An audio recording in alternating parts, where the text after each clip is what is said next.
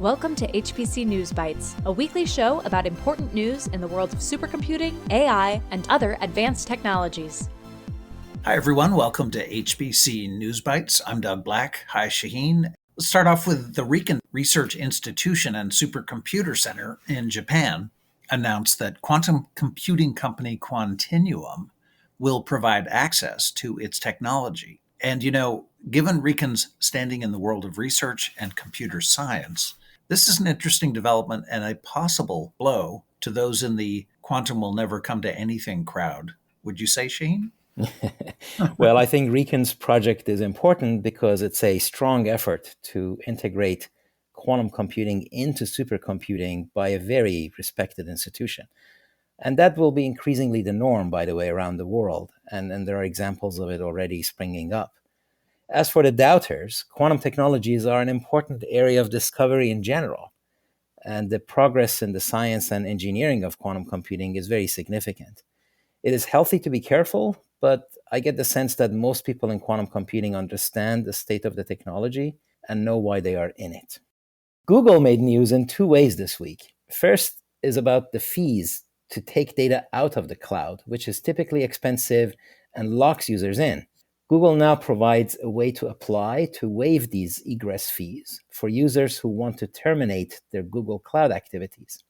It makes it less expensive for users to repatriate their data or to take their business to another cloud platform, but it looks like they need to leave completely. It doesn't quite solve the problem, but it puts a crack on egress fees, and that's significant.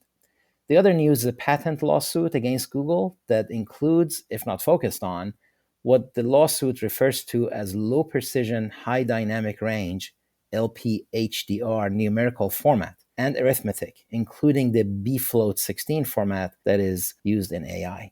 Google is the defendant in an AI chip patent infringement lawsuit filed by Joseph Bates, founder of Singular Computing of Cambridge, Mass. The case has gone to trial, and according to a story from Reuters, Bates claims he shared processor ideas with Google from 2010 to 2014 that then showed up in Google's tensor processing units used for AI functionality in Google Search, Gmail, Google Translate, and other services. Bates seeks damages amounting to $1.67 billion. The Oak Ridge Leadership Computing Facility, home of Frontier, the world's #1 supercomputer, issued a draft requirements document for the OLCF-6 Post-Exascale HPC capability to be delivered by 2027. It calls for a power budget of between 30 and 40 megawatts. The option of a Frontier upgrade has been removed, and cloud vendors can bid. Shaheen, any initial thoughts?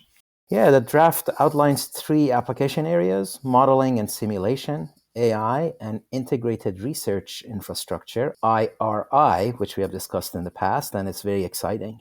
It includes benchmarks in 7 categories, including AI workflow. Comments on the draft are due on February 16th, and the final request for proposal, RFP, is to be released in early Q2, a very significant development for the very high end.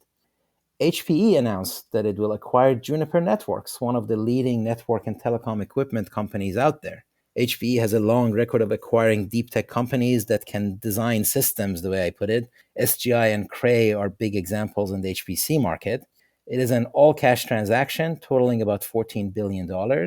They spun it as an AI-driven decision, but AI data traffic and access patterns have not quite gelled yet. So it's best to see it as a boost to HPE's interconnect, networking, and telecom portfolio. HPE's previous acquisitions in this area include 3Com in 2010 and Aruba Networks in 2015. Yeah, in his comments on the deal, HPE CEO Antonio Neri said the acquisition is intended to strengthen HPE within macro AI trends and help bridge the AI native and cloud native worlds. And it's easy to forget that HPE said several years ago that the company with its GreenLake platform is a cloud-first company. Okay, that's it for this episode. Thank you for joining us. HPC News Bytes is a production of Orion X in association with Inside HPC. Shaheen Khan and Doug Black host the show. Every episode is featured on InsideHPC.com and posted on OrionX.net. Thank you for listening.